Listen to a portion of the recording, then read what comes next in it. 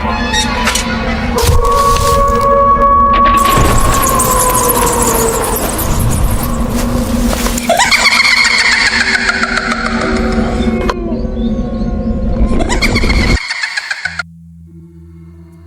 वालेकुम।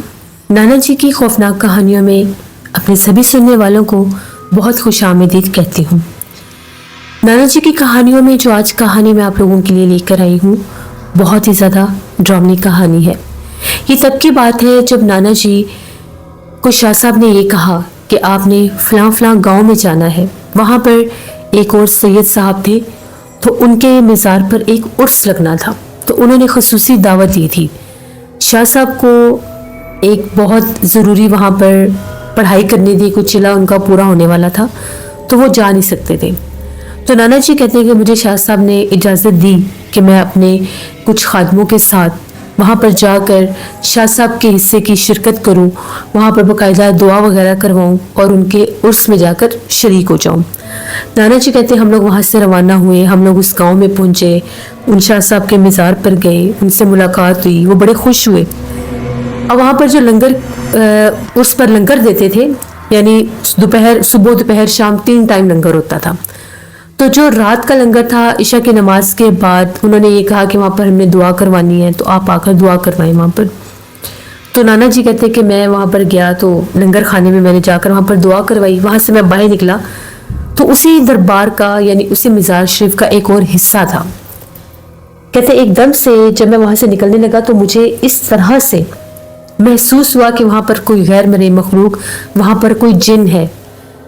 जिन्नों की जो इल्म रखते हैं, जो नज़र रखते हैं, उनको पहचान होती है। जिस जगह पर जिन्नात होते हैं वहाँ की फ़िज़ा और हो जाती है। जिन्नात की भी एक मखसूस खुशबू होती है जिससे पता चल जाता है कि वहाँ पर जिन्नात मौजूद हैं। नाना जी कहते हैं मैं चुपचाप चलता हुआ उस जानिब जाने लगा, तो मैं क्या देखता हूँ कि एक आदमी है, खासा कदावर आदमी है, कंधों तक उसके बाल हैं और उसने काले रंग का लिबास पहना है, देहाती लिबास। वो जाकर सामने एक दरख्त के नीचे खड़ा हो गया और नाना जी की तरफ उसने कमर कर ली। नाना जी ने कहा कि मुझे पता चल गया कि ये कोई इंसान नहीं, ये जिन है। नाना जी कहते मैं करीब गया, मैंने बाकायदा उससे सलाम दुआ किया और मैंने उससे पूछा कि मुझे पता चल गया कि तुम कोई इंसान नहीं हो, तुम कोई जिन हो, बताओ क्यों आए हो यहाँ पर। नाना जी कहते उसने बाकायदा मेरे सलाम का जवाब दिया। वो एक मुसलमान जिन था। तो वो कहने लगे कि वो बाकायदा वो मेरी तरफ उसने रुख किया और बैठ गया। बैठे हुए भी वो कहते हैं कि उसका कद ऐसे थे जैसे एक खड़े हुए इंसान का कद होता है। उसने मुझे बताया कि जी बिल्कुल मैं जिन हूँ और मैं यहाँ के जो जिनका ये दरबार शरीफ है, जो पीर साहब है, मैं इनका मुरीद हूँ और जब भी इनका सालाना उर्स होता है तो हम लोग जिन्नात का पूरा काफिला यहाँ पर उतरते हैं। तो अभी मैं जैसे यहाँ पर आया हूँ और अभी मेरे पीछे जिन्नात का पूरा काफिला आ रहा है और हम लोग कोकाफ से आए हैं और हम लोग हर साल यहाँ पर उर्स में आते हैं और मैं जानता हूँ कि आप कहाँ से आए हैं और आपके जो मुर्शिद हैं वो कौन है। तो नाना जी ने कहा कि उसने बड़े एहतराम से बात की। उसका चेहरा नाना जी कहते अभी भी नजर नहीं आ रहा था, उसका लिबास नजर आ रहा था लेकिन उसके चेहरे पर पूरा कंप्लीट अंधेरा था कि चेहरा मैं उसका देख ही नहीं सका। नाना जी कहते मैं वहाँ से वापस आने लगा तो उसने कहा कि आपसे दरख्वास्त है कि लंगर खाने में हमारा मखसूस हिस्सा होता है जो यहाँ पर रखवा दिया जाता है, तो अभी तक किसी ने रखवाया नहीं, मैं वही देखने के लिए आया था। उसके बाद जब सारे लोग चले जाते हैं तो रात के पिछले पहर में हम लोग दरबार पर हाजिर होकर वहाँ पर हाजिरी देते हैं। नाना जी कहते मैं दोबारा लंगर खाने में गया और मैंने उनको जाकर कहा कि आप कुछ मखसूस हिस्सा लंगर का किसी जगह पर रखते हैं। पहले तो उसको समझ नहीं आई, तो वहाँ के वो जो इंतज़ामिया थे, जो उनका हेड थे, उन्होंने कहा कि जी हमें हुक्म मिलता है, हम लोग बाकायदा जाकर 10-12 देखें जो है वहाँ पर रख आते हैं। तो नाना जी ने कहा वो इंतज़ार कर रहे हैं, जाइए वहाँ पर जाकर उनके लिए खाना रख कर आए। नाना जी कहते मैं खुद वहाँ पर खड़ा रहा, मेरे सामने 10-12 देखें और तकरीबन 500-600 रोटियाँ थी जो वहाँ पर वो बाकायदा एक गेट लगा हुआ था और उस तरफ सिर्फ दरख्त ही दरख्त थे। पूरी एक कच्ची सड़क थी, वहाँ पर उन्होंने जाके वो देगे रख दी और रोटियाँ रख दी और पानी के जैसे बड़े बड़े घड़े होते हैं गांव में वो रख दिए, मटके जिनको बोलते हैं। वहाँ से वो वापस आ गए। नाना जी कहते कि फिर मुझे उस इंतज़ामिया ने बताया कि आप तो दुआ करवाने आए थे, फिर आपको कैसे पता चला, तो आपको इनके बारे में कैसे इल्म हुआ? तो नाना जी कहते हैं फिर मैंने उन्हें ये बताया कि मेरी जो मुर्शद है, जो सैयद साहब हैं, जिनके हुक्म पर मैं यहाँ पर आया हूँ, उन्होंने मुझे भी कुछ रूहानियत दी हुई है और मेरे पास भी कुछ ऐसा इल्म है जिनसे मुझे जिन्नात की मौजूदगी का पता चल जाता है। और इसको तो मैंने बाकायदा महसूस करके मैं खुद इसके पीछे गया हूँ। ये एक मुसलमान कबीला है, तो उनका जो इंतज़ामिया के हेड थे उन्होंने ये कहा कि जी बिल्कुल ऐसे ही है। यहाँ के जो गद्दी नशीन है उन्होंने हमें इजाज़त दी है कि जब भी सालाना उर्स होता है हमने 3 टाइम का खाना वहाँ पर रखना होता है। कभी कभार हम लोग सिर्फ इशा के बाद रखते हैं उनके हुक्म के मुताबिक। आज हमने सिर्फ इशा के बाद रखा है और 9 बजे के बाद, जब 9 या 10 ज़्यादा से ज़्यादा 10 बजे जब दरबार बंद हो जाता है, जब लोगों को यहाँ पर आने की इजाज़त नहीं होती, तो ये हिस्सा बिल्कुल खाली हो जाता है। फिर यहाँ से हमें बहुत आवाज़ें आती हैं क्योंकि हम लोग लंगर खाने वाली साइड पर ही कमरे हैं, वहाँ पर सोते हैं। बाकायदा मर्द औरतों के चलने की, बोलने की, उनके पूरे पूरे काफ़िले यहाँ पर आते हैं और वो उर्स में शिरकत करके चले जाते हैं। इसी तरह से नाना जी कहते हैं कि फिर 10 मिनट भी नहीं गुजरे तो बाकायदा उन्होंने खाना खाने के बाद दस्तक दी। 3 दस्तक हुई उस दरवाजे पर। हम बातें कर रहे थे, फिर वो सारे लोग जो खाना रखने गए थे उन्होंने इंतज़ामिया से इजाज़त ली और वहाँ से वो खाली बर्तन लेकर आए। फिर जैसे ही 10 बजे का टाइम हुआ तो पूरे उस मिजाज शरीफ को खाली करवा दिया गया और ये कहा कि अब कोई भी और गांव का बंदा यहाँ पर नहीं आ सकता। बाकायदा सिर्फ मेन जो लाइट्स थी वो जलती रही और कुछ हिस्से पर अंधेरा कर दिया गया। नाना जी कहते हैं कि दरबार शरीफ के बिल्कुल साथ एक कमरा था जो मेहमान खाना था, जहाँ पर सिर्फ वो लोग ठहरते थे जो इस तरह से आते थे उर्स में शिरकत करने के लिए, जिन्होंने दुआ करवानी होती थी। नाना जी कहते हैं मैं अपने कमरे में था, तकरीबन रात के 12:30 पौने 1 बजे का टाइम होगा। तो नाना जी कहते हैं मैं उस वक्त पढ़ाई कर रहा था, तस्बीह पढ़ रहा था।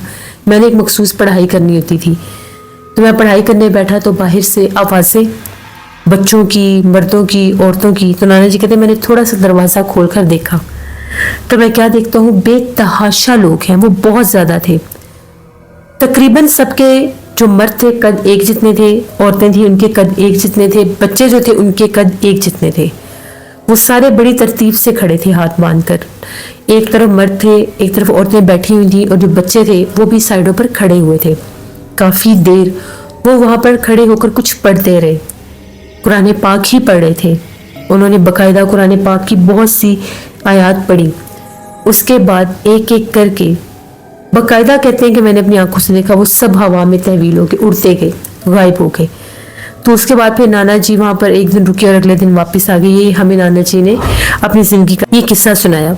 इसी तरह से नाना जी कहते हैं कि एक दफ़ा ऐसा हुआ कि मैं एक रास्ते से गुजर रहा था, वो भी नाना जी एक गांव में किसी के इलाज के लिए गए थे। तो कहते हैं जब मैं वहाँ से वापस आ रहा था तो दोपहर का टाइम था, बहुत सख्त शदीद गर्मी थी। तो नाना जी कहते हैं मेरे साथ 2 खादिम भी थे, हम लोग एक रास्ते से गुजर रहे थे। एकदम से हम लोग एक कब्रिस्तान के पास से गुजरे तो वहाँ से किसी के चिल्लाने की आवाज़ें आ रही थी। कोई इंसान था, जैसे कोई मर्द लड़का होता है, छोटी उम्र का था, वो चीख रहा था। तो नाना जी कहते मैंने उनको रुकने का कहा और मैं कब्रिस्तान में जब दाखिल हुआ तो मैंने देखा एक लड़का था, वो 5-6 कब्रों का एक पूरी जगह बनी हुई थी, वहाँ पर एक छोटा सा दरख्त था, तो वहाँ पर वो तड़प रहा था। उसको जिन्नात ने जकड़ा हुआ था और जिन्नात ने उसके ऊपर हमला किया हुआ था। नाना जी कहते वो छोटे छोटे कद के थे जो जिन्नात थे, सर से बिल्कुल गंजे थे और माथे के दरमियान में एक एक सींग था, बहुत भयानक थे।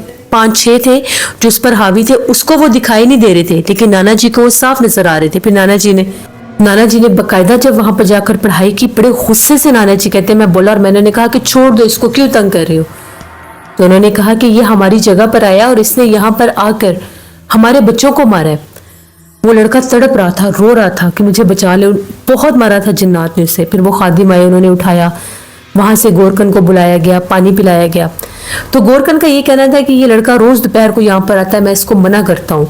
यहाँ पर कब्रिस्तान में जो पीछे एक दरख्त है वहां पर पता नहीं वो कच्चे आम थे या क्या चीज लगी हुई थी, ये रोज वहां से तोड़ने आता है। मैंने इसको मना किया कि इस तरफ जिन्नात का बसेरा है, हमें बाकायदा यहाँ पर नजर आते हैं, आवाजें देते हैं, हम लोग इस तरफ नहीं जाते। ये रुकता नहीं, ये बाज नहीं आता। तो ये वहां पर जाकर पत्थर मार मार कर वो फल तोड़ता है। इसको मैंने कल भी मना किया, परसों भी मना किया, ये गांव का ही है। नाना जी ने कहा कि जब तुम्हें मना किया तो तुम क्यों जाते हो? तो वो कहता है कि मैं वहां से रोज तोड़ता था, मुझे तो पता ही नहीं था वहां पर जिन्नात है, मुझे ये था कि मुझे इससे मना करता है कि मैं यहाँ से इनको तोड़ू ना। तो आज जब मैं पत्थर मार रहा था तो मैंने 2 पत्थर मारे तो बदले में मुझे 4 पत्थर लगे। तो जब मैं वहां से भागने लगा तो मेरे ऊपर छोटे छोटे मैंने बच्चों को छलांगे लगाते देखा बस दरख्त से। उसके बाद मैं इतना भागा लेकिन वो मेरे पीछे लग गए और मुझे यहाँ पर वो मार रहे थे, मुझे वो नजर नहीं आ रहे थे। नाना जी कहते अगर हम लोग यहाँ से ना गुजरते तो उन्होंने तुम्हें जान से मार देना था, दोबारा इस तरह मत आना। फिर नाना जी ने उसे दम किया, उसकी तबीयत बड़ी सख्त ख़राब थी, उसकी हालत बहुत ज़्यादा गैर हुई थी, थोड़ा सा दिमाग पर भी असर हुआ था। फिर बाकायदा उसको दम किया, पानी दम करके पिलाया, तब वो लड़का वहाँ से गया। फिर नाना जी वापस आ गए। तो इस तरह से नाना जी की ज़िंदगी के ऐसे बेशुमार किस्से उन्होंने हमें सुनाए, जो मैं कहानियों की सूरत में आपको बताता हूँ, जो आप आगे आपके सुनने वाले पसंद करते हैं। तो ये नाना जी की ज़िंदगी के कुछ किस्से थे। इसी तरह से बहुत ज़्यादा और भी हैं खौफनाक कहानियाँ जो आपके इस चैनल के लिए मैं ज़रूर आपको दूंगा। बहुत शुक्रिया जुल्फ़कार आपका। ये थी जी नाना जी की खौफनाक कहानियों के खौफनाक किस्से जो मैंने आप लोगों के साथ शेयर किए। जो लोग चैनल को विजिट कर रहे हैं, 2.5 के ऐसे लोग हैं जिन्होंने मेरे चैनल को विजिट किया है और स्टिल अभी तक सब्सक्राइब नहीं किया, तो प्लीज़ चैनल को सब्सक्राइब करें। आपकी सपोर्ट चाहिए, आप लोगों के लिए ही मैंने ये कंटेंट क्रिएट किया है और बाकायदा इसका एक अलग चैनल बनाया है। आप लोग मेरे चैनल को ज़्यादा से ज़्यादा सब्सक्राइब करें एंड सपोर्ट करें। यहाँ पर डेली नाना जी की कहानी आया करेंगी। इंशाल्लाह मिलती हूँ कल आप लोगों के साथ फिर किसी नई खौफनाक कहानी में। Stay tuned. अल्लाह हाफिज़।